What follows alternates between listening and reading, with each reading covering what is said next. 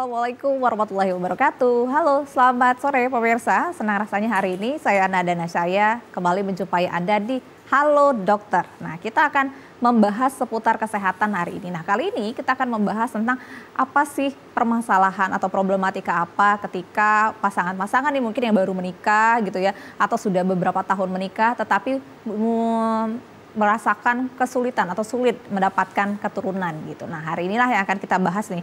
Sulit memperoleh keturunan nih apa solusinya? Apakah ada penyakit atau apa? Nah, kita akan membahasnya secara langsung. Di studio ada Dr.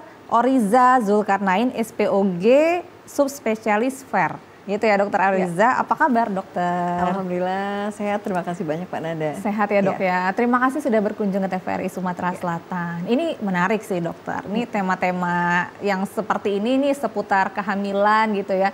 Menjadi menarik karena memang biasanya kalau orang menikah itu kan pasti tujuan awalnya kan yang punya anak gitu. Ya, benar. Nah ini gimana nih dokter, pada saat kapan ketika pasangan suami istri ini biasanya sebulan 2 bulan kok saya belum hamil-hamil gitu ya. Ini pada saat kapan sih dia merasakan apakah ada biasanya sugesti gitu kan, ada masalah apa gitu, harus memeriksakan dirinya nih pada saat kapan dokter gitu. Oke.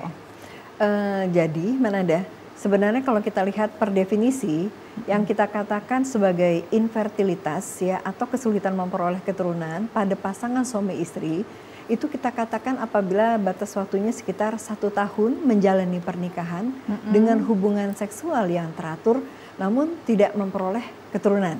Nah, itu baru kita katakan sebagai infertilitas. Nah, jadi pada pasangan yang mengalami keluhan seperti ini, sebenarnya jadi kalau sudah kira-kira 1 tahun menikah tapi belum memperoleh keturunan, saya rasa sudah saatnya untuk pasangan tersebut memeriksakan diri. Gitu ya. Oke. Jadi idealnya maksudnya kalau 1 bulan, 2 bulan, 3 bulan itu ya udah nanti dulu lah gitu ya dok ya baiknya. Gimana tuh? Ntar dulu. Oh jangan dulu. Nah ya gimana sebenarnya tuh? Gini loh, kita katakan bisa dibatas waktu sekitar 1 tahun pada pasangan dengan usia yang relatif muda loh. Nah gitu. Jadi kalau pasangan nanti ternyata usianya itu sudah di atas 35 tahun, itu sebenarnya 6 bulan pernikahan itu kadang kita sudah sarankan untuk melakukan pemeriksaan. Atau mungkin pada pasangan yang sebelumnya sudah terdiagnosis ada penyakit tertentu yang memungkinkan mengakibatkan dia mengalami kesulitan untuk memperoleh keturunan, itu bahkan begitu menikah kita sarankan untuk dilakukan pemeriksaan. Penyakit apa itu dok? Misalnya nih ya, kalau segera periksa mungkin sebelumnya ada tumor di kandungan seperti itu ya. Jadi itu sebaiknya segera memeriksakan diri gitu ya. Atau kalau setidak-tidaknya kalau pasangan yang memang oke aja selama ini nggak ada masalah apa-apa, setahun kita anjurkan untuk periksa gitu. Oh ada apa ya, ada klasifikasinya juga kata dokter tadi dari segi usia, kemudian juga ada background, ada penyakit apa. Betul. Gitu ya dok ya. Jadi seperti ini ya, jadi wanita itu ternyata punya umur reproduksi yang terbatas. Seperti itu. Jadi begitu seorang wanita sudah menginjak usia sekitar 35 tahun, ternyata cadangan sel telur yang ada di dalam indung telurnya itu menurun. Sehingga kita khawatirkan apabila nanti ia akan menginginkan memperoleh keturunan itu akan lebih sulit. Selain itu, ternyata usia tuh nggak bisa bohong juga. Ya, bukan cuma jumlahnya yang berkurang, kualitasnya juga akan menurun. Nah, jadi seperti contoh kalau sudah usia di atas 40 tahun ternyata risiko untuk memperoleh anak dengan kelainan bawaan itu sedikit lebih tinggi. Begitu. Nah, kita kasih batas waktu sekitar 1 tahun. Kenapa? Karena sebenarnya dalam 1 tahun pertama itu 85% pasangan itu akan hamil tanpa perlu tanpa perlu bantuan. Gitu loh. Jadi mau buru-buru sebenarnya nggak harus juga gitu. Kecuali yang memang sengaja menunda gitu ya dok ya. Nah kalau menunda kan beda cerita. Melakukan hubungan seksual dengan teratur kan tadi. Ya kalau kalau jauh-jauhan kan sekarang banyak ya long distance marriage ya. LDM gitu kan betul, ya. Secara aktif gitu kan ya. Itu udah sebaiknya untuk melakukan pemeriksaan gitu. apa selain tentu dia belum hamil dok ya, terus apa sih kondisi tubuh seperti apa sih yang memang kita harus untuk melakukan pemeriksaan ini? Jelas belum isi, istilahnya udah isi belum gitu. Jadi biasanya kalau untuk laki-laki biasanya seringkali nggak ada gejala pada dasarnya ya. Kalau kita tidak lakukan analisis sperma sebelumnya, kita biasa nggak bisa tahu tuh ini sebenarnya spermanya ada gangguan atau tidak. Kadang-kadang kan pasien yang suka datang, dok kayaknya sperma suami saya encer deh. Lah jadi pertanyaan kan, loh dari mana taunya encer kan? Gitu kan kamu kayak mau dibandingin kan. Jadi biasanya tetap kita bilang bahwa ya apabila pasangan menginginkan keturunan, tentunya harus sama-sama diperiksa. Seperti itu, supaya kita memang betul-betul tahu kira-kira masalahnya ada di mana. Kalau pada wanita, ya tadi masalah usia, ya yang harus waspada kalau sudah di atas 35 tahun, ya. Kemudian misalnya pada wanita dengan keluhan seperti nyeri haid, ya, nyeri haid yang berlebihan, ya. Kemudian apabila seorang wanita itu siklus haidnya tidak teratur, ya. Jadi misalnya dalam sebulan itu, jadi kalau kita katakan siklus haid yang normal itu apabila jarak dari hari pertama haid bulan ini ke hari pertama haid bulan berikutnya itu siklusnya itu antara sekitar 25 sampai dengan 35 hari. Nah, jadi kalau kurang dari 25 hari atau lebih dari 35 hari itu sudah mulai harus waspada. Itu udah tidak teratur ya, istilahnya terindikasi itu betul, ya. Tidak teratur. Jadi ini yang harus ditekankan istilahnya ya, gejala-gejala seperti itu. Karena memang umumnya sih perempuan itu kan kadang-kadang memang pada saat datang bulan juga merasakan sakit. Kadang-kadang itu disepelekan gitu dok. Ternyata itu juga maksudnya salah satu pemicu juga dok ya. Gejala ya, salah satu gejala penyakit yang bisa mengakibatkan infertilitas itu salah satu gejalanya ada yang bisa menimbulkan nyeri pada saat haid. Gitu. Dok, kemudian ketika sudah merasakan ada gejala-gejala seperti ini, artinya nggak mesti nunggu 1 tahun pun sebaiknya untuk melakukan pemeriksaan. Iya, kalau pada pasien yang dengan gejala seperti itu tadi, saya rasa di bawah 1 tahun bahkan 6 bulan itu bisa langsung memeriksakan diri. Karena kan ada beberapa penyakit tertentu yang memang tambah cepat kita diagnosis, tambah cepat kita bisa berikan pertolongan, sehingga pasien tidak harus terlalu ribet gara-gara karena tambah usia bertambah, kemungkinan hamil akan lebih menurun. Apa sih dok yang menyebabkan ini bisa terjadi infertilitas ini ya dok ya, maksudnya untuk para perempuan dan juga laki-laki, karena infertilitas ini bukan hanya kepada perempuan ya dok ya, bahwa laki-laki pun juga, karena kan selama ini orang berpikir ya kenapa nih perempuannya nggak hamil, yang ditanyain perempuan gitu kan ya, ini gimana dok? Ya, jadi kalau kita lihat ternyata kalau kita lihat dari statistiknya ya, ternyata penyebab dari infertilitas itu 35% faktor laki-laki dan 35%-nya faktor wanita, serta ada faktor campuran sekitar 10% yang diakibatkan ada kelainan baik pada wanita maupun pada prianya. Nah, nanti ada sekitar 5-10% lagi yang sudah kita lakukan pemeriksaan, namun ternyata kita nggak ketemuin nih, nggak ada kelainan apa-apa, tapi ini pasien kok nggak hamil-hamil. Aman-aman aja gitu. Aman-aman aja, tapi nggak hamil-hamil, yang kita sebut sebagai unexplained infertility. Itu 20% tinggi juga ya dok ya? Sekitar 5-10%. Oh, 5-10%. Ada yang kita udah periksa semua, kita nggak ketemu penyakitnya apa, tapi kenyataan pasien tidak hamil-hamil. Ya, jadi infertilitas yang tidak bisa kita jelaskan lah, istilah gitu. Tapi sebenarnya tidak bisa dijelaskan dengan pemeriksaan dasar. Itu nanti ketahuannya kalau kita udah periksa yang lebih kita gali lebih dalam, nanti baru biasanya nanti baru ketahuan deh penyebabnya kira-kira apa. Gitu. Oh itu ya, jadi tapi maksudnya beda-beda nggak nih dok penyebabnya gitu bagi laki-laki, apa ini latar belakangnya biasanya, apakah riwayat kesehatan juga, pada perempuan ini juga apa gitu ya, karena kan lumayan juga ya, maksudnya sumbangsinya tuh 50-50 tadi ya. Betul, 50-50 sebenarnya. Jadi kalau misalnya pada seorang laki-laki yang bisa mengakibatkan terjadinya gangguan pada kualitas sperma ya. Jadi bisa kadang-kadang bisa karena ada kelainan bawaan, ada faktor genetiknya juga, ada faktor radikal bebasnya gitu ya. Kemudian kadang-kadang ada gangguan pada aliran darah di daerah sekitar testisnya, misal kayak varikokel gitu ya, itu bisa memicu terjadinya gangguan pada kualitas spermanya gitu. Nah, kalau pada wanita itu biasanya penyebabnya itu mulai dari gangguan ovulasi atau gangguan masa subur, di mana ditandai dengan yang tadi kita bahas ya, siklus haid yang tidak teratur. Kemudian bisa juga gangguan pada saluran tubanya. Jadi antara indung telur sama rahim itu ada penyambungnya, gitu.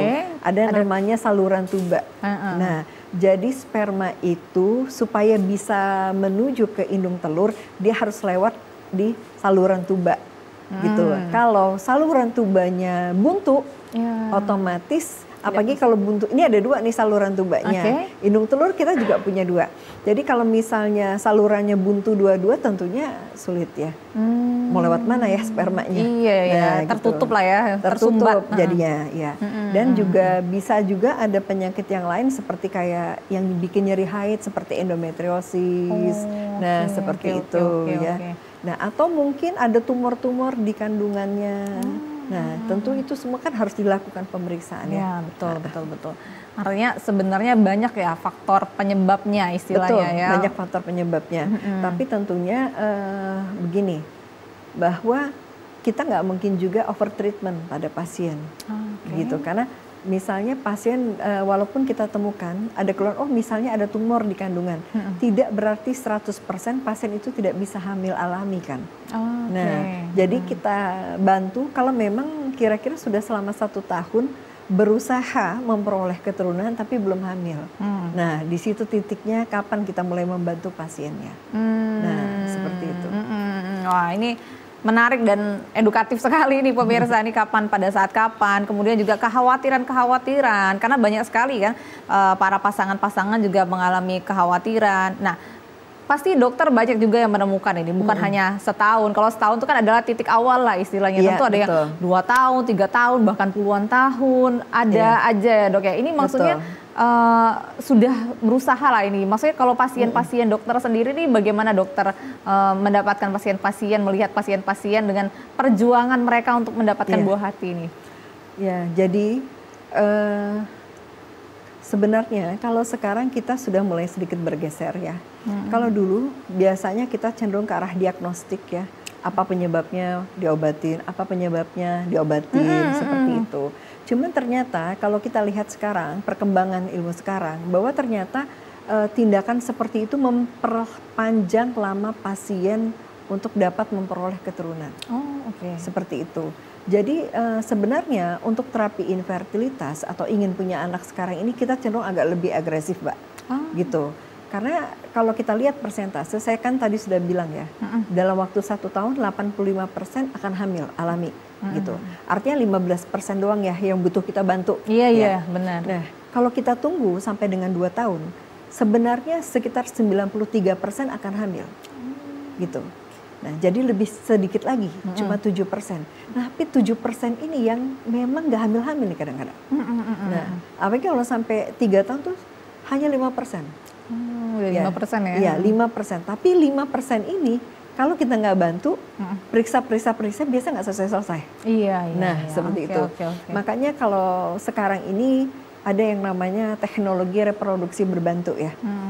Jadi bisa berupa, kalau sekarang kan ada teknologi seperti inseminasi, kemudian bahkan sampai bayi tabung.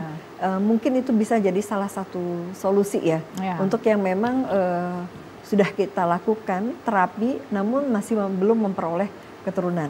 Gitu. Jadi maksudnya dokter, kalau kata dokter tadi maksudnya dari dokter sendiri merubah metode gitu ya, maksudnya jadi lebih agresif tuh, jadi biar masyarakat, maksudnya gimana tuh? Jadi begini maksud saya, kadang-kadang periksa, usia berjalan. Nah, itu dia. Iya. Itu sebenarnya jadi masalah kan seperti itu. Ya, jadi kadang-kadang pasien udah mengalami infertilitas sampai 10 tahun. Itulah memperlambat dirinya memperlambat itu ya. Sedangkan keberhasilan program itu juga ditentukan oleh usia. Gitu. Baik. Bagaimana jadi, keagresifan itu yang bisa kita lakukan itu ya, langkah-langkah agresif itu ya dokter ya, nanti akan kita bahas lagi nih. Kita harus break nih pemirsa. Kalian Anda dapat bergabung bersama kami di pemirsa di 0711 311 454, bisa berkonsultasi langsung bersama dengan Dr. Oriza. Tetaplah bersama kami.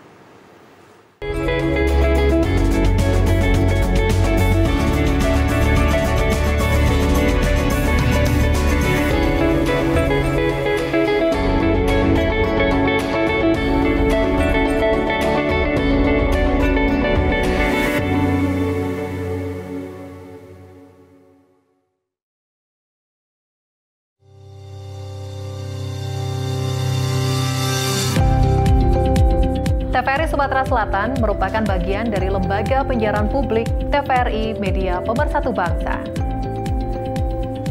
Kami siap untuk menjadi yang terdepan dalam teknologi penyiaran digital, mewujudkan konvergensi media dalam bentuk layanan multiplatform.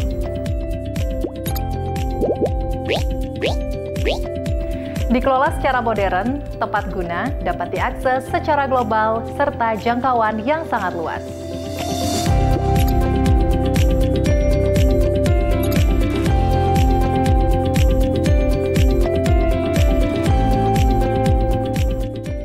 TVRI Sumatera Selatan hadir dengan tayangan bermutu, mencerahkan, serta syarat dengan kearifan lokal.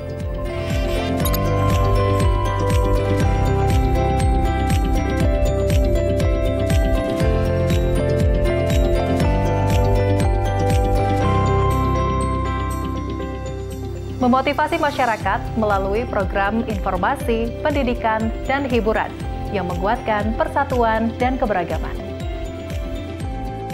Sebagai Satker PNBP, pendapatan negara bukan pajak, TVRI Sumatera Selatan siap bekerja sama dengan siapa saja. Kami akan menjadi mitra terbaik Anda dalam kerjasama program acara, liputan publikasi, dan promosi. TVRI, Media Pemersatu Bangsa.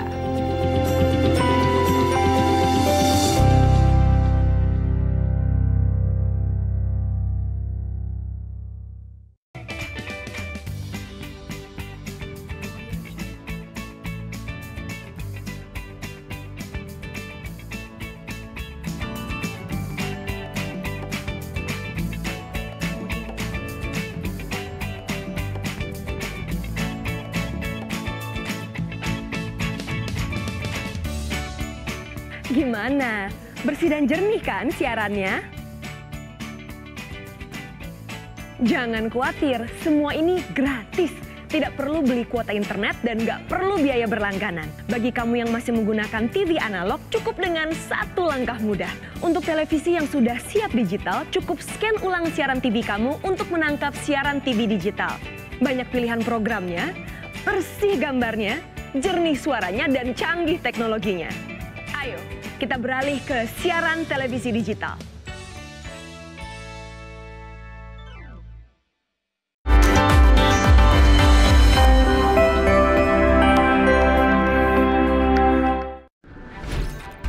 Halo semuanya, aku Modi, maskot TV Digital Indonesia.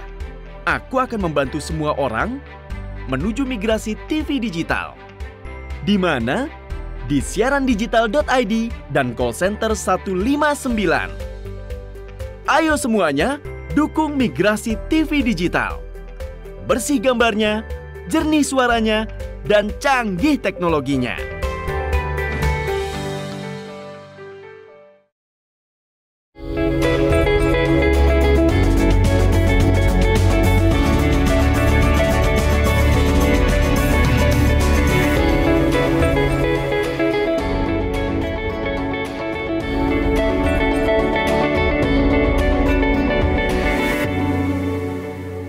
Terima kasih Anda masih bersama kami di Halo Dokter. Dan di hari ini kita masih bersama dengan Dr. Oriza Zulkarnain, SPOG, subspesialis FER. Nah, kita masih ngobrol-ngobrol nih pemirsa. Anda dapat konsultasi langsung nih mumpung ada Dr. Orizanya di line telepon di 0711 311 454. berpijak situ. Nah, kita akan ngobrol-ngobrol lagi nih dokter. Biasanya nih, ini ada biasa-biasanya lagi nih. Biasanya pasangan yang sudah menikah terus setelah melewati masa 1 tahun nih merasa takut. Wajar, maksudnya takut apa ya? Takut melakukan pemeriksaan, takut ada masalah apa sih dalam diri saya atau suami saya atau siapa. Jadi maju mundur gitu ya dok ya. Sebenarnya pemeriksaan awal itu tuh bagaimana nih dokter?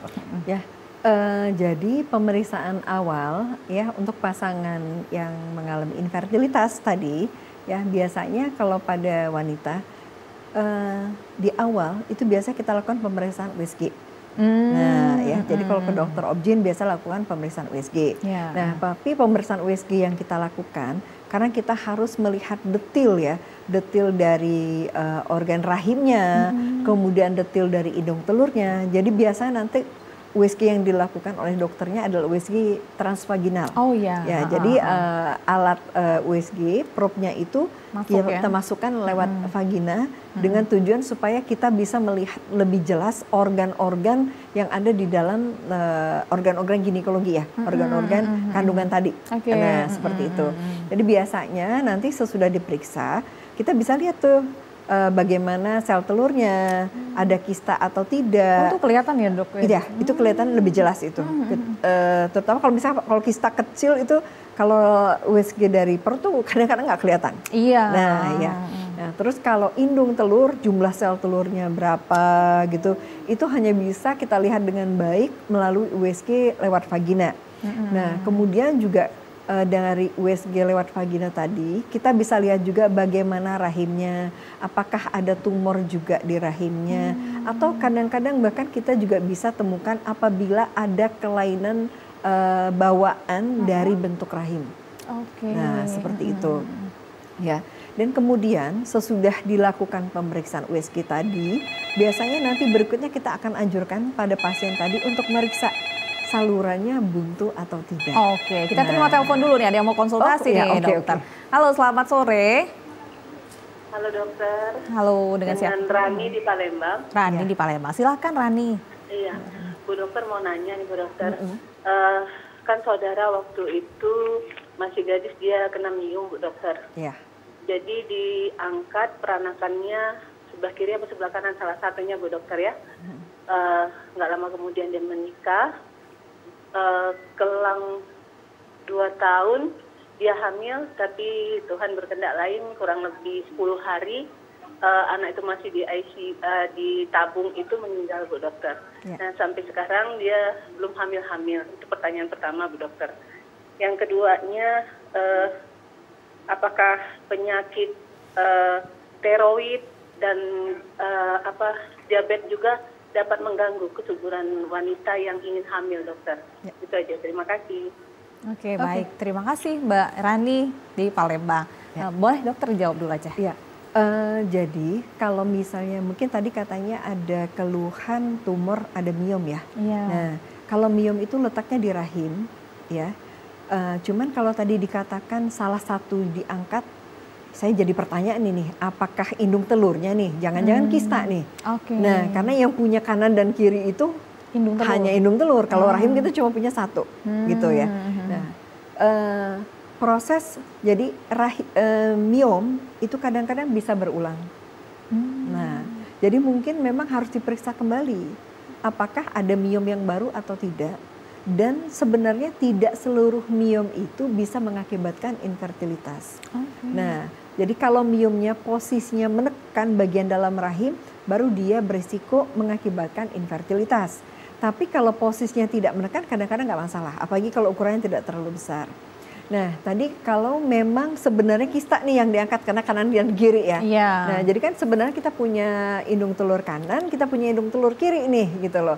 Jadi kalau salah satu yang diangkat, selama yang satunya lagi masih baik dan saluran tubanya juga baik, artinya sperma bisa lewat ke situ, sebenarnya kemungkinan untuk dibuahi itu masih ada. Tentunya karena alhamdulillah kan sudah punya anak nih, artinya fungsinya pada saat hamil kemarin baik gitu kan. Iya bisa ya dok. Betul. Hanya saja kalau sudah waktu berlalu kan kita nggak bisa pastikan lagi bahwa kondisinya sama seperti kejadian dia bisa hamil kemarin. Jadi tentu pada pasien yang seperti ini harus diperiksa ulang ya. Terutama harus dipastikan apakah ada tumor atau ada kista yang baru. Oke. Saya rasa insya Allah udah menjawab ya pertanyaan yang pertama ya. Untuk pertanyaan yang kedua, kalau ada tiroid, diabetes, ya betul. Jadi penyakit tiroid, penyakit diabetes itu adalah penyakit metabolik yang memang punya risiko mengakibatkan infertilitas. Jadi kalau penyakit tiroid ya baik hipertiroid maupun hipotiroid itu ternyata karena hormon tiroid itu yang mengendalikannya itu ada di otak, itu ternyata organ hipotalamus itu yang menghasilkan hormon untuk mengendalikan, itu barengan sama hormon yang mengendalikan indung telur. Gitu. Jadi kalau hormon tiroidnya meningkat atau justru rendah, itu jadi hormon yang mengendalikan kita bisa sel telur membesar atau tidak itu terganggu juga. Nah biasanya itu kita waspadai apabila pasien ada penyakit tiroid disertai dengan gangguan siklus. Nah jadi kalau penyakit tiroidnya teratasi, siklus haidnya teratur, sebenarnya sih oke-oke aja, nggak terlalu masalah. Gitu. Iya. Nah kemudian masalah diabetes. Diabetes. Nah diabetes ini ternyata dia punya masalah yang lain juga. Beberapa pasien diabetes ternyata juga mengalami PCOS ya. Nah ini mungkin kalau pasien-pasien yang sudah berkecimpung di infertilitas sudah mulai sering-sering nih dengar kata-kata PCOS atau penyakit ovarium polikistik ya. Itu juga ditandai dengan siklus haid yang tidak teratur. Gitu loh. Nah kenapa bisa tidak teratur? Itu biasanya diakibatkan karena gangguan pematangan sel telur. Nah, jadi kita itu kok mungkin pertanyaannya gini kali ya. Kok kita tiap bulan haid sih Nada? Iya. Nah, kenapa sih orang kok tiap bulan haidnya? Nah, jadi kita bisa haid karena setiap bulan seorang wanita itu mengalami ovulasi atau masa subur. Ya. Nah, masa subur itu sel telurnya itu matang. Pecah, siap untuk dibuahi. Makanya pasca haid itu masa subur gitu ya dok ya? Beberapa waktu gitu? Waktu dia matang, ya, sembari dengan itu dinding rahim ikut menebal Nada. Nah, seharusnya ketemu tuh sama sperma. Nempel harusnya. Jadi gitu. Harusnya ya. Tapi apabila proses tadi tidak berhasil, dinding rahim yang sudah dipersiapkan mateng-mateng tadi, yang tebal udah tebal tadi, dia lepas. Ditandai dengan kita haid. Gitu. Nah, dan udah diatur tuh waktunya tuh bersiklus. Nah, makanya kalau kita itu setiap bulan haidnya teratur, kemungkinan besar ovulasi itu terjadi. Gitu. Nah, jadi kalau pada pasien diabetes, ya kadang-kadang memang terganggu dia jadinya. Nah, seperti itu. Karena pengaruh itu tadi ya dok ya? Bisa pengaruh gangguan pematangan sel telurnya. Oke, baik. Jadi memang ternyata banyak ya faktornya, ada beberapa itu yang memang harus diminimalisir semua gitu ya dok ya? Oke, jadi nah kita balik lagi nih ke pertanyaan awal saya. Tadi pemeriksaannya bagaimana nih biar para pasutri ini tidak khawatir, tidak takut untuk memeriksakan diri ini dok. Tadi setelah USG transvagina gitu ya dok ya, selanjutnya ada pemeriksaan lanjutan lagi ya? Ya, ada pemeriksaan lanjutan lagi. Jadi biasanya kita sarankan pasien untuk memeriksakan apakah saluran tubanya itu buntu atau tidak. Nah itu bisa nanti pada saat konsul biasa disarankan untuk melakukan histerosonografi atau HSG, itu biasa di ronsen. Atau kadang-kadang juga bisa dengan bantuan USG, dimasukkan cairan ke dalam rahimnya, kemudian dilihat apakah cairan itu bisa lancar masuk ke dalam perutnya atau tidak. Bahwa tersumbat atau tidak itu ya? Untuk memastikan apakah tersumbat atau tidak, seperti itu. Dan tentunya harus dilakukan pemeriksaan sperma ya. Nah itu untuk laki-lakinya ya dok ya, untuk perempuan yang tadi, untuk laki-laki harus mau pemeriksaan. Saya rasa kalau untuk basic setidak-tidaknya itu harus dilakukan dulu, ya. Baru kita dapat nanti kira-kira arahnya memang kemana. yang paling mengganggu, baru nanti kita gali lebih dalam lagi ke faktor-faktor yang mengganggu tadi. Oh, jadi biasanya basic itu sebenarnya udah kelihatan ya dok, misalnya ada permasalahan apa ini gitu. Betul, ya? Gitu. jadi permasalahan awal tuh sebenarnya udah bisa kita detect dari awal. Nah, kalau misalnya dari hasil pemeriksaan awal ternyata kita nggak ketemu masalah apa-apa, nah, biasa masih kita sarankan pasien boleh menunggu. Dicoba lagi ya istilahnya boleh nanti dicoba ya. lagi ya. Boleh dicoba lagi, tapi mungkin itulah tadi batas waktunya mungkin sekitar ya kalau udah 2-3 tahun menjalani pernikahan, walaupun kayaknya normal semua, tetap kita sarankan untuk ya kita harus cari lebih dalam. Harus melakukan pemeriksaan ulang lagi kah dok? Maksudnya jadi awal lagi ya? Sebenarnya nggak juga, tergantung. Kalau memang kita sudah lakukan pemeriksaan awal dan kita lihat ternyata oke-oke saja, ya biasanya nanti tergantung penyebab sih. Nah, karena kan kalau kayak USG transvaginal kan nggak cuma satu kali ya, nyaris setiap kali pasien kontrol ya USG-nya harus transvaginal. Oh, harus seperti itu ya di tahapannya gitu ya? Iya betul, karena kan biasa kita harus betul-betul lihat kan sel telurnya apakah dia udah mateng atau belum gitu. Dan itu hanya bisa kita periksa dengan baik dengan pemeriksaan USG transvaginal. Nah, itu yang kadang-kadang pasien jadi maju mundur gitu sih, loh. Iya sih. Dok, sakitnya sih USG transvaginal. Nah, Tolong gitu dijawab dulu dok pertanyaan tadi. Dijawab dulu ya. Sekalian. Kalau kata saya sih sebenarnya enggak. Oke. Nah, ini untuk menghilangkan kekhawatiran juga nih yang ingin melakukan pemeriksaan enggak ya dok? Sebenarnya enggak. Cuman kan kadang-kadang udah takut duluan gitu kan. Jadi sebenarnya asal pasiennya cukup rileks gitu ya. Kita bisa melakukan pemeriksaan dengan baik tanpa pasien merasakan nyeri yang hebat. Ya, mungkin rasa nggak nyaman pasti ada lah pasti ya, gitu. Tapi kalau sampai sakit biasanya enggak. Karena dari situlah untuk bisa mengetahui ya dok ya, pemeriksaan paling dasar sekali dari situ ya. Kalau nggak kita nggak akan tahu ya di mana itunya ya, ada permasalahan apa gitu. Karena kan memang dari hari ke hari kita periksa, jadi hari pertama haid kita periksa, sama nanti di hari ke-12 waktu dia menjelang masa subur kita periksa, itu hasil pemeriksaan sangat berbeda. Oh gitu. Nah, dan itu punya arti masing-masing untuk program kehamilan, gitu loh. Oke, nah umumnya ini dok, umumnya yang paling dari hasil pemeriksaan awal itu tuh yang paling banyak lah ya istilahnya dokter temukan, pasien-pasien dokter temukan itu di awal-awal itu ada permasalahan apa ini dok? Seperti saya bilang tadi, jadi apa di awal itu tentunya kita udah ngelihat duluan, ini ada penyakit apa enggak sih? Ada kista, ada miom misalnya gitu kan, atau bahkan ada adenomyosis, ya itu biasanya yang kita harapkan kita dapat temukan di awal. Kalau ternyata kita tidak temukan penyakit yang seperti itu, kadang-kadang kita tinggal nilai nih. Jumlah sel telurnya berapa, normal atau tidak. Karena jumlah sel telur itu ada batasannya sesuai dengan usia. Seperti itu. Kalau misalnya pasien PCOS biasa nanti kita temukan sel telurnya rame banget, banyak banget sel telurnya. Tapi tidak bisa ini ya. Nah, cuman pada saat nanti kita periksa lagi di hari berikutnya, biasanya di sekitar hari-hari ke-12, 13 kita periksa ulang. Karena itu adalah hari menjelang masa subur. Harusnya kita akan dapatkan sel telur yang sudah membesar siap untuk pecah, siap untuk ovulasi. Nah, tapi kalau pada pasien PCOS ya yang ada gangguan pematangan tadi itu biasa nggak kita temukan. Kadang-kadang sel telur masih tetap kecil seluruhnya. Jadi nggak ada sel telur yang matang.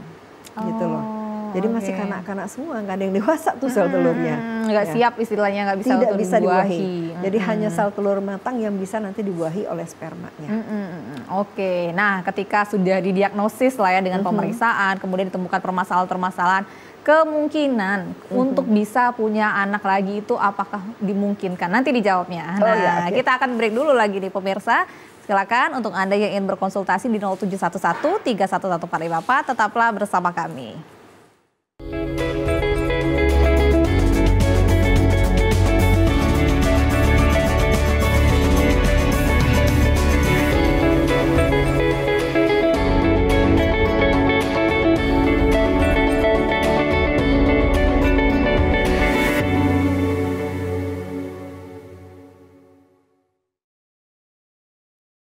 TVRI Sumatera Selatan merupakan lembaga penyiaran publik yang menyajikan program acara berupa informasi, pendidikan, dan hiburan. Memiliki coverage area yang sangat luas, TVRI Sumatera Selatan dapat Anda saksikan melalui aplikasi TVRI Klik, aplikasi Intek, satelit Telkom 4 dan satelit Merah Putih, serta live streaming YouTube TVRI Sumsel. TVRI Sumatera Selatan mengajak Anda untuk berkolaborasi melalui kerjasama siaran dan kerjasama non-siaran. Kerjasama siaran meliputi advertorial, iklan komersil, iklan layanan masyarakat, full telop, serta running text. Siaran program berupa talk show, feature, budaya, dan hiburan musik. Kerjasama non-siaran meliputi MUX untuk siaran digital.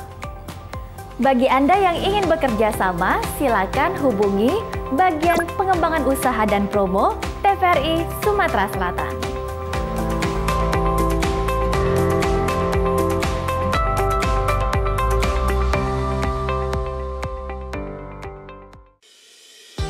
Guna mendukung migrasi siaran TV analog ke digital, TVRI akan memulai tahapan analog switch off di 11 kota dan Batam, dan akan dilanjutkan secara nasional mulai 2 November 2022. Siaran TVRI sudah dapat ditonton melalui TV digital. Terdiri dari 4 kanal digital. Kanal 1 TVRI Nasional, Kanal 2 TVRI Daerah, Kanal 3 Budaya, dan Kanal 4 Olahraga. Siaran TV digital dapat dinikmati dari televisi yang telah dilengkapi perangkat digital atau dengan televisi lama menggunakan set-top box. Siaran TV digital memberikan kualitas gambar yang bersih, suara jernih, dan beragam konten secara gratis. Yuk beralih ke digital. TV digital bersih, jernih, canggih.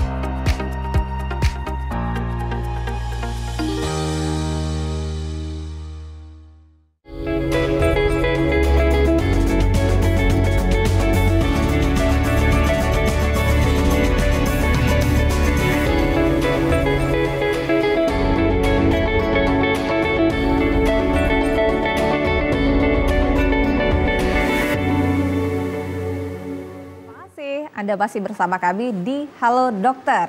Tema kita pasti apabila sulit memperoleh keturunan, lalu bagaimana? Apa solusinya? Apakah memang ada penyakit atau tidak? Mari kita sama-sama obrolin di sini bersama dengan Dr. Oriza. Kita silakan Anda yang ingin bergabung di line telepon di 0711-311-454. Nah, dari tadi kami ngebahas nih, kalau misalnya para pasangan suami istri ini takut, khawatir untuk melakukan pemeriksaan awal. Udah dijelasin tadi sama Dr. Oriza bahwa memang harus melakukan pemeriksaan di awal agar kita udah lebih tahu nih ada permasalahan apa. Kalau misalnya tidak ada permasalahan, alhamdulillah ya dok ya. Ya betul. Kita istilahnya masih bisa program alami lah ya dok ya. Nah tapi ketika memang tadi dokter juga udah melihat nih bahwa memang ada beberapa nih permasalahan-permasalahan yang umum terjadi gitu ya dok ya. Nah langkahnya nih bagaimana? Tadi saya nanya apakah mungkin bisa nggak sih hamil nih karena kekhawatiran seperti itu ketika ada diagnosa infertilitas ini gitu dok. Jadi pada pasangan ya tentunya kita lihat dulu ya kalau kita udah lakukan pemeriksaan kita ketemunya apa. Kalau misalnya kayak tadi kita ketemu oh ternyata ada gangguan pematangan sel telur. Ya, jadi pada pasien yang seperti itu sebenarnya kan kita bisa bantu itu Nanda ya kita bisa berikan obat-obat untuk memicu supaya sel telurnya bisa matang. Okay. Nah seperti itu. Nah, cuman kalau kayak PCOS tadi ya, gangguan pematangan sel telur itu sering kita temukan pada pasien dengan obesitas loh. Nah, gitu. Jadi pasien dengan keluhan misalnya gangguan pematangan sel telur, jadi gangguan haid gitu ya. Apalagi dengan obesitas itu paling sering kita temukan ternyata pasien itu PCOS. Nah, ya. Jadi biasanya itu bisa membantu apabila pasien bisa menurunkan berat badan itu akan sangat membantu ya. Jadi turun berat badan sekitar 10% sampai dengan 15% itu kadang-kadang bisa membantu sehingga siklus haidnya yang tadinya tidak teratur menjadi teratur kembali. Ya, karena kan tadi kalau teratur kemungkinan besar ada masa subur seperti itu. Oh, ya. Makanya banyak maksudnya disarankan untuk diet gitu ya? Ya, betul. Jadi kadang-kadang kita sarankan pasien untuk diet itu tujuannya sebenarnya seperti itu. Nah, tapi kan bukan diet ya supaya kurus banget, sebenarnya enggak. Jadi penurunan berat badan sekitar 10-15% saja pada beberapa pasien itu lumayan membantu. Ya. Lalu setelah melakukan, maksudnya artinya kan istilahnya udah didiagnosis, kemudian diberikan obat, itu istilahnya itu udah program ya dokter ya? Ya sebenarnya sih kalau saya bilangnya sejak pertama kali pasien memeriksakan diri dengan tujuan untuk memperoleh keturunan, itu sebenarnya kita sudah mulai kan programnya, karena kan itu satu kesatuan ya, harus simultan dilakukan. Jadi kalau pasien datang satu kali terus hilang, nah itu juga yang mau saya tanya ini, ketika di awal-awal tuh kan konsisten tuh dok. Nah kan kadang-kadang kan namanya psikologis pasangan suami istri pasti tentu dokter akan menemukan, pasti banyak menemukan di awal-awal begitu semangat, tapi ternyata berujung lelah gitu ya, dalam tanda lelah, nanti dia pindah lagi lah, ngerasa rumput tetangga kayaknya dia bisa hamil, dia pindah lagi. Nah itu gimana tuh dok? Jadi sebenarnya sih Nada, is oke aja ya, yang namanya kita kan sama dokter kan ada prefernya kita, apa yang kita harapkan sama dokter tersebut ya. Yang nyamannya seperti apa. Kan orang kan beda-beda ya nyamannya. Cuman paling baik sebenarnya selesaikan dulu pemeriksaan dasarnya. Gitu. Karena kalau belum diselesaikan pemeriksaan dasarnya, pada dasarnya dokter tersebut masih belum bisa bantu kita. Gitu kan. Ini pasien sebenarnya problemnya apa harus sih? Jelas dulu ya, benar permasalahan. Jadi kan kayak saya sih, istilah saya, gimana caranya nembak sambil mejem tapi di atas kuda. Nah, maunya kecepatan tinggi tapi nggak kena gitu kan. Nggak bisa. Jadi memang harus dilakukan dulu pemeriksaan awalnya. Ya, karena kan yang tadi yang paling banyak kan itu faktor laki-laki, faktor wanita. Faktor laki-laki tinggal cek sperma saja, faktor wanita tinggal pastikan saja bahwa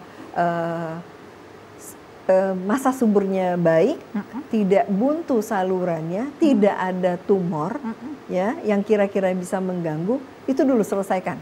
Nah, kalau itu sudah selesai, memang tidak didapatkan ada gangguan apa-apa, nah baru kalau memang mau lanjut program, seperti itu. Jadi kan kita ngobatin itu sesuai dengan penyebabnya. Gitu. Jadi memang harus konsisten juga ya dok ya? Betul, harus konsisten. Ya cuman hati kan nggak bisa diatur. Iya kan? Betul, namanya psikologis ya, juga betul. ya. Mana lagi, maaf ya, sekarang itu kadang-kadang yang jadi beban pada pasien-pasien itu sebenarnya itu tetangga kanan dan kiri, keluarga gitu loh. Kalau pasangan suami istri, mudah-mudahan sih asal kita punya tekad bahwa yang dicari itu solusi dan bukan siapa yang salah. Insya Allah sih mudah-mudahan bisa kita bantu lah seperti itu. Ya cuman kalau udah dengar kanan dan kiri kan membuat jadinya maju mundur pasangan tadi gitu. Oke, nah kita akan semakin dalam lagi nih, maksudnya program-program sebenarnya kata dokter tadi tuh banyak gitu ya. Sebenarnya di awal udah di-mention juga sih kalau misalkan memang sudah di tahapan program dasar juga masih belum gitu ya dok ya, karena pasti tentu semua orang tuh pasti punya harapan gitu kan ya. Nah ternyata ada program-program lainnya ya dok ya, tadi dokter bilang bisa insem, bisa bayi tabung, nah mungkin bisa dijelaskan juga nih kepada pemirsa nih. Ya, jadi memang kadang-kadang kalau kita memang udah ketemu pasangan yang sudah sekian tahun tidak memperoleh keturunan ya, dengan syarat arti kita sudah perbaiki itu semuanya. Ya, misal kalau ada kista, apakah memang kistanya perlu diambil atau tidak, seperti itu. Kalau misalnya mungkin ada miom, ada tumor di kandungan, ya memang apakah memang sudah kita angkat atau belum. Karena sebenarnya untuk melakukan tindakan operasi pada pasien dengan keluhan infertilitas itu kita memang sangat jaga-jaga, gitu loh. Karena biasanya tindakan operasi kita itu memang kita tujukan simultan dengan program kehamilannya, gitu. Jadi istilahnya kita lakukan misalnya operasi kista, artinya sesudah operasi kita memang next, kalau memang dalam waktu beberapa bulan tidak hamil, kita akan langsung program yang berikutnya. Jadi bukan kita ya udah operasi setahun, 2 tahun, 3 tahun, 5 tahun baru mau program. Itu biasanya kondisi rahim dan induk telur kadang sudah lebih berubah lagi, dan bahkan biasanya ada seperti tadi saya pernah sebut kista endometriosis. Itu kadang kita temukan baru 1 tahun, bahkan ada yang 6 bulan sesudah operasi itu berulang kembali. Nah, jadi biasanya memang pada pasien tersebut sebelum dia berulang kembali kita segera lakukan program kehamilan. Nah, seperti itu. Jadi baiknya nggak usah nunggu-nunggu lama lagi. Jadi pokoknya intinya ikutin aja apa saran dokter istilahnya gitu ya. Kurang lebih kira-kira mungkin seperti itu ya. Karena kan kata dokter tuh harus agresif gitu kan ya, daripada memang menunggu. harus simultan kita itu. Jadi bukan abis ini udah stop lama gitu. Itu biasanya akan lebih sulit gitu loh. Dan kadang-kadang mungkin malah pasien nanti keluhannya, kok saya disuruh ulang-ulang lagi sih periksa ini. Nah, iya, memang itu ya kan. Memang itu yang terjadi juga sih faktanya seperti itu. Oke, artinya ini kita juga mau mengajak pemirsa juga bahwa memang ada banyak program-program yang bisa dilakukan dengan program-program agresif yang dokter lakukan tadi. Nah, boleh kita ini dok, maksudnya kita masuk ke INSEM gitu ya dok ya. Nah ini seperti apa sih dok? Nah, jadi mungkin sebagian masih awam ya. Inseminasi ini apa sih dok? Gitu ya. Jadi kalau pada proses inseminasi itu ya, jadi si pasangan laki-laki ya, si suami tadi biasanya nanti kita akan kumpulkan spermanya, jadi diambil spermanya.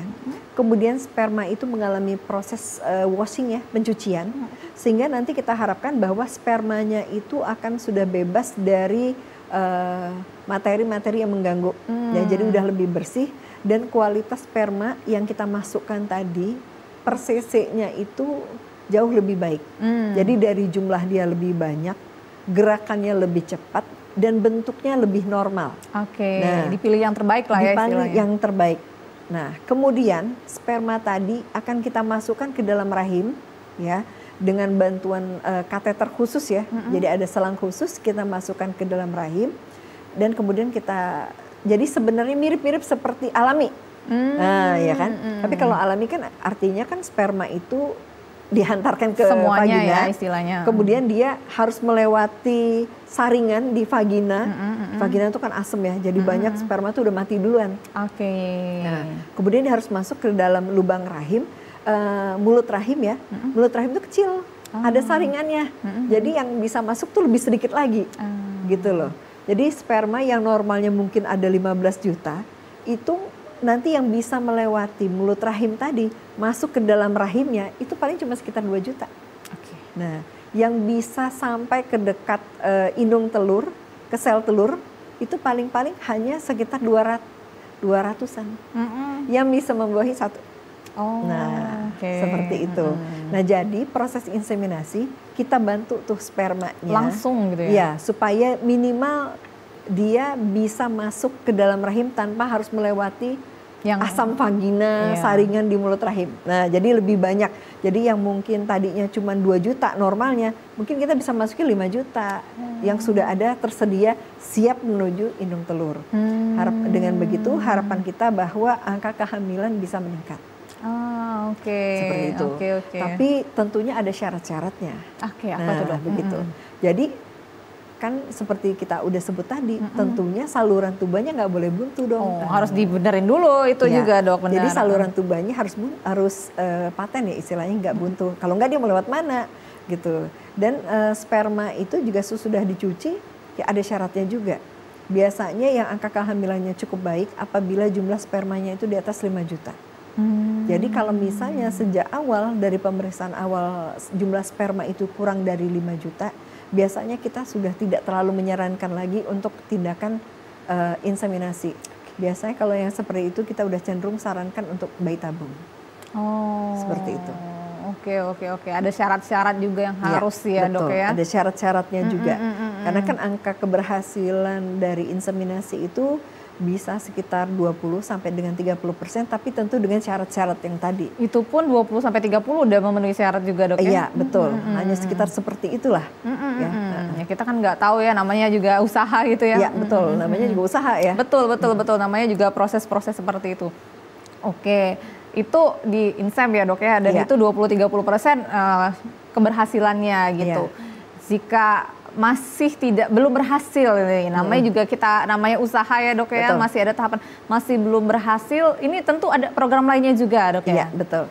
Jadi sebenarnya batasan yang biasanya kita perbolehkan untuk pasien kalau memang masih mencoba mengulang INSEM, itu paling sekitar 2 atau maksimal 3 kali coba. Gitu oh, insemnya itu bisa prosesnya. Jadi sebenarnya angka keberhasilan 20-30% itu bukan sekali coba ya. Oh, oke, nanti kita lanjutin dok. Wah, ini bukan sekali coba, bisa 2-3 kali itu juga. Baru angkanya segitu. 30, bisa 2-30. Baik pemirsa, kami harus break dulu lagi nih di 071131144. Tetaplah bersama kami di Halo Dokter.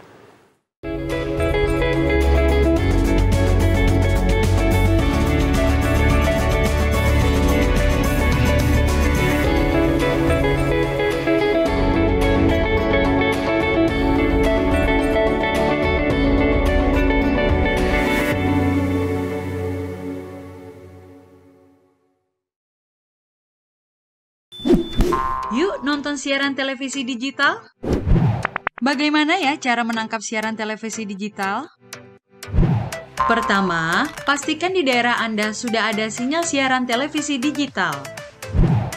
Kedua, gunakan antena UHF di dalam atau di luar rumah Anda. Ketiga, pastikan televisi Anda sudah dilengkapi penerima siaran digital DVB T2. DVB T2 merupakan jenis sinyal yang digunakan Indonesia dalam penyiaran televisi digital. Keempat, pilih autoscan, lalu pindai televisi Anda. Bagaimana jika televisi Anda masih analog? Pasangkan set-top box, televisi Anda otomatis menangkap siaran digital. Bersih gambarnya, jernih suaranya, canggih teknologinya.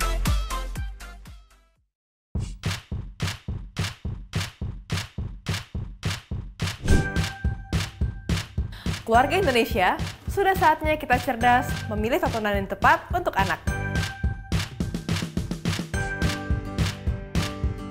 Karena tontonan yang ramah anak sangat penting untuk membentuk karakter dan tumbuh kembang anak. TVRI menghadirkan program-program tayangan yang edukatif dan aman untuk buah hati kita. Ayo ke museum. Buah hatiku sayang.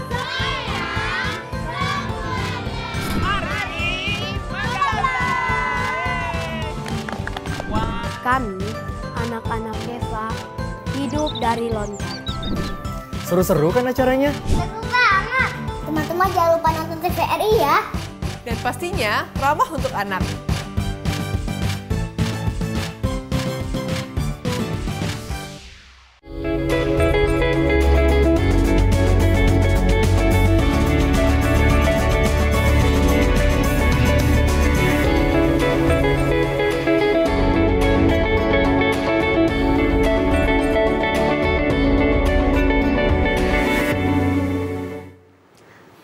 Terima kasih Anda masih bersama kami di Halo Dokter. Ini tema kita semakin menarik, tapi sayang sekali segmen terakhir. Tapi Anda juga masih tetap bisa berhubungan bersama kami di line telepon di 071131144 bersama dengan Dokter Oriza. Ini kita udah membahas dari tahapan-tahapan, apa yang menjadi penyebab, kemudian program-program apa sih, langkah-langkah apa yang bisa dilakukan. Bahwa memang setiap keluarga ya, setiap pasangan suami istri tentu masih tetap positif ingin mempunyai keturunan dengan melakukan berbagai macam program. Tadi insem ya dok ya, kita sampai diinseminasi itu kemungkinan bisa 20-30% dan itu betul. Juga untuk beberapa kali gitu ya dokter ya? Ya sebenarnya memang angka keberhasilan itu kita nggak bisa bilang bahwa setiap kali insem itu angka keberhasilan sampai 20%, sebenarnya nggak bisa seperti itu ya. Jadi yang kalau statistik di dunia ya sebenarnya angka keberhasilan sampai 20-30% itu tentu pada pasien-pasien yang memenuhi syarat tadi dan memang bukan cuma 1 kali trial ya, bisa 2-3 kali trial baru kita bisa mencapai angka keberhasilan seperti itu. Hanya saja kadang-kadang 1 kali coba dan tidak berhasil itu kadang-kadang bisa bikin frustasi ya. Iya sih. Ya, jadi makanya rata-rata pasien sebenarnya jarang ya mau coba berulang kali. Seperti itu. Jadi kalau misalnya nggak berhasil kadang-kadang pasien udahlah dok, kita langsung yang lebih advance aja langsung bayi tabung aja. Karena kan memang angka keberhasilan bayi tabung itu masih jauh di atas inseminasi. Lebih tinggi ya? Lebih tinggi ya, karena kan pertimbangan gini Nada. Kalau inseminasi sebenarnya kita hanya 1 kali kita coba masukkan, kita nggak punya cadangan sel telur lebih, kita coba masukkan, kalau hamil alhamdulillah, kalau nggak hamil udah gitu loh. Tapi kalau misalnya program bayi tabung kan pada pasien tersebut, si wanita, akan kita berikan obat-obat untuk memicu sel telurnya. Sehingga kadang-kadang kita bisa dapatkan surplus sel telur. Jadi kita dapatkan sel telurnya banyak. Dan berkualitas? Kualitas tergantung usia. Oh tetap ya dok ya? Kualitas sangat tergantung usia. Jadi untuk usia yang lebih tua kita butuh sel telur yang lebih banyak supaya kita bisa dapat satu sel telur yang berkualitas baik. Jadi tambah tua memang kemungkinan mendapatkan sel telur dengan kualitas yang baik itu akan menurun. Itu sebabnya kenapa saya bilang harus agak lebih agresif terutama kalau usia sudah beranjak di atas 30-35 tahun. Gitu. Ya. Nah, jadi kenapa agak lebih tinggi kalau bayi tabung? Ya karena kita nanti kadang kalau kita dapat surplus sel telur tadi kita pertemukan dengan sperma, dia bisa membentuk calon janin ya, embrio. Itu nanti embrio itu bisa kita simpan dulu. Nah, nanti baru kemudian embrio itu kita tanamkan. Nah, ini ada kadang-kadang yang dok tanamnya sekaligus 2 deh dok biar 1 gratis 1 gitu kan. Nah, gitu ya. Nah, jadi makanya kadang-kadang kita bisa tanam langsung 2 kalau ternyata dua-duanya kualitasnya baik jadi bisa sampai mendapatkan kehamilan yang kembar. Nah, sama seperti insem juga kalau misalnya kita picu sel telur ya, kemudian sel telur yang kita dapatkan lebih dari 1 kebetulan berhasil dibuahi oleh sperma, nah itu juga bisa mengakibatkan kehamilan kembar. Nah gitu. Nah jadi kalau untuk bayi tabung tadi, kalau misalnya ternyata kita masih belum beruntung ya, belum berhasil, pada saat kita tanam pertama tuh kalau kita masih punya sisa tabungan embrio, itu sebenarnya masih bisa kita coba lagi.